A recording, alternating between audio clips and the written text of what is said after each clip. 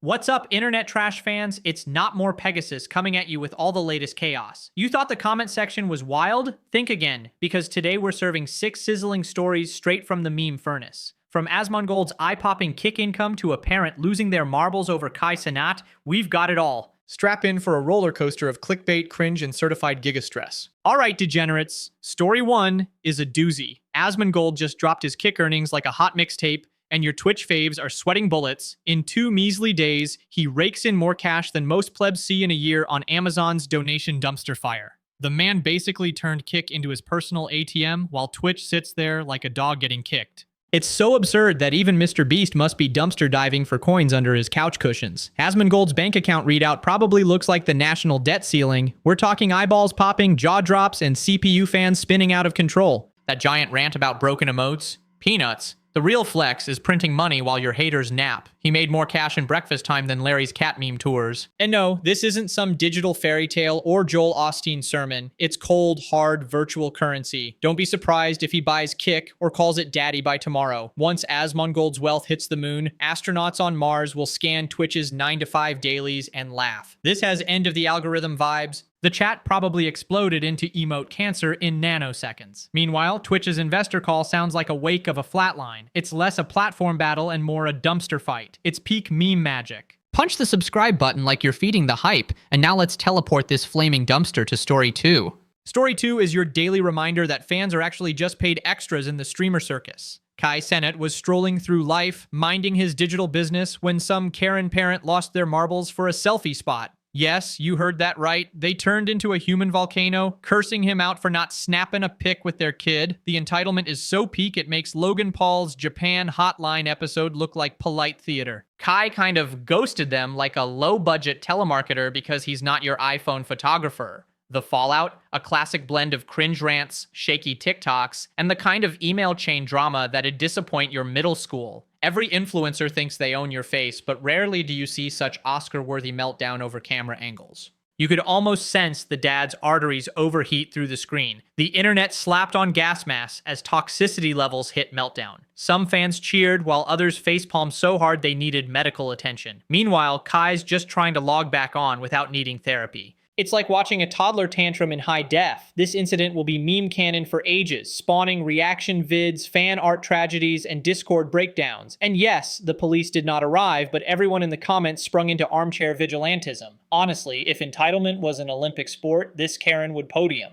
Meanwhile, Kai moves on like a Giga Chad through a Lego minefield. Certified cringe, baby. Buckle your seatbelt and prepare for an elderly level up in Story 3. Story 3 takes us to the heartwarming meltdown market with everyone's favorite sweet and harmless Skyrim Grandma Shirley Curry. She's been casually dragon hunting for 9 blissful years, wearing the same robe and shouting Fus Roda like it's an ASMR bedtime story. Then she does the unthinkable, switches to another Bethesda RPG after nearly a decade of Elder Scrolls loyalty. The shockwaves were so seismic they probably registered on the Richter scale. Grandma's fingers tapped new game icons with more anticipation than a UFC weigh-in. She's like the Gandalf of gaming nanas, finally taking her staff, controller to fresh magical realms. Meanwhile, modern YouTubers twitch their mustaches, plotting drama while she just chills in nature walks. Edoobs couldn't roast a pie without Grandma doing it better. It's peak wholesome chaos when your grandma is basically a digital Ronin. She's the only proof we need that experience beats pixelated glitz. Views skyrocketed faster than she says oh my. Every commenter flew in to bless her timeline with heart emojis. Even the trolls paused their BYOB strategy, bring your own boomer, to tip their caps. It's like the Ubuntu of internet moments, community, sharing, and dragon rubble. Grandma's fuel tank is literally fountain of youth, streaming goodwill instead of copy strikes. This one hits your nostalgia gland like a sweet ancient arrow. Actual Giga Chad energy, no cap. Now sharpen your Nerf batons, Story 4 is about to fry your chakras. On to Story 4, we've got the one and only Joe Rogan losing his zen over an ATM PIN reveal. Apparently, mentalist Oz Perlman casually snooped out Rogan's secret digits like it was a Netflix spoiler alert. Joe's face when he realized his bank was basically an open bar was priceless rage fuel. He slammed fists on the podcast desk louder than a kitsune's war cry. If your average conspiracy rant sounds tame, this meltdown was nuclear. At that moment, Joe's aura pivoted from guru to toddler, denied fruit snack. The chat spilled into meltdown territory faster than you can say DMT trip. I half expected Keemstar to pop in with a drama alert exclusive called Rogan Cries Over Cash. But even DramaAlert would struggle to dramatize that level of face shaming. Meanwhile, Oz Perlman was there, looking like a mime with magic superpowers. Joe tried to claw back dignity with a rant about ethics and personal space, but the damage was done. His listeners were splitting sides, clutching their sides like they'd seen a sitcom blooper reel. By the end, he was muttering about blockchain ATM replacements on Mars. You could almost feel the collective secondhand embarrassment. It's the kind of internet gold that fuels reaction channels for eons. Meme historians will study this for digital anthropology. 9 and 10, drama alert vibes, end of story. Speaking of space and tech, buckle in for our lawsuit-laden saga in Story 5. Story 5 is a lawsuit showdown that's juicier than a corporate soap opera. Reddit just filed legal fireworks against Anthropic because Sir Bothog wanted to mine their wholesome chaos without permission. Imagine your data gone in a digital black hole while the AI chugs on endless meme threads. Reddit's CEO probably celebrated with a hearty oh. The complaint said Anthropic accessed 100K pages like a binge-eating machine at an all-you-can-digest buffet. Meanwhile, social media vultures circled overhead like they smelt drama blood. Elon Musk hasn't tweeted about it yet, probably too busy buying Mars colonies or flamethrowers. But we all know he's watching from his underground bunker, smirking at any chance to roast the competition. This legal ruckus could set AI precedent or just give law students memes for finals. Each clause in the suit slaps harder than a slap-based solo. Anthropic's PR team is sweating like they've just seen a Twitter takeover. Reddit, on the other hand, is flexing its courtroom biceps. This feels bigger than the great Reddit blackout of 2015. Investors are clutching their abacuses while users just shake their heads with popcorn. Some deleted their accounts as protest, others dropped $7 to gild the judge's seat. It's a digital Hunger Games, but with less bow and arrow and more subpoenas.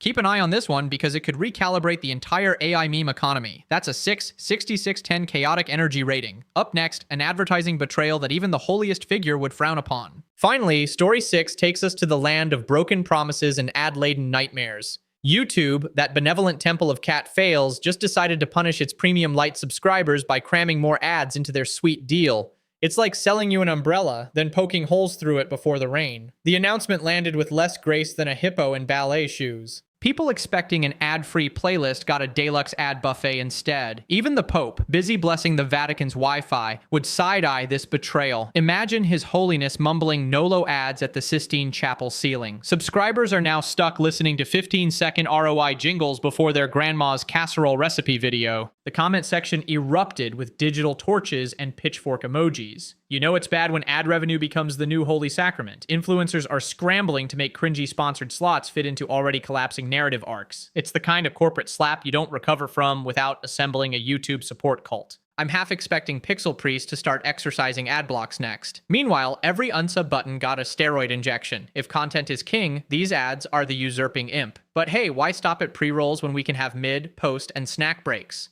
YouTube's hierarchical ad empire just leveled up from mild annoyance to existential dread, a blessed yet cringe-inducing 710 on the Shrine of Suffering scale. And that's a wrap, peasants. Smash that like, roast the bell, and I'll see you in the comment section's eternal hell.